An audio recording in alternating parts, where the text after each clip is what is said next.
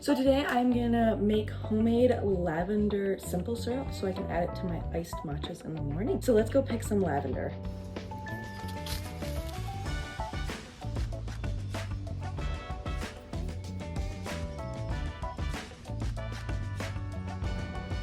Okay, so to start, I need to get 2 tablespoons of lavender blossoms. So I'm just gonna be taking these off. And then whatever I have left, I am gonna hang up and dry so that next time when I don't have fresh lavender, I can still make this lavender syrup.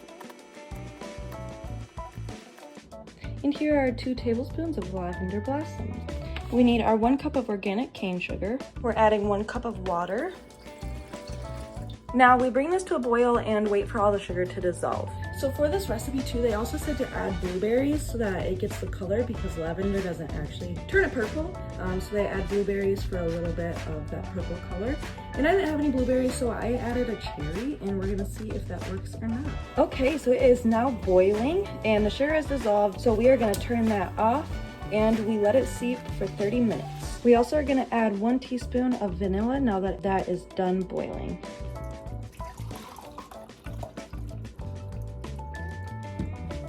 Right, so we just strained that and I'm gonna pour it into my little jar here. And as you can see, the black cherries did make it pretty dark. It was definitely darker than I thought. I only put 2 cherries in.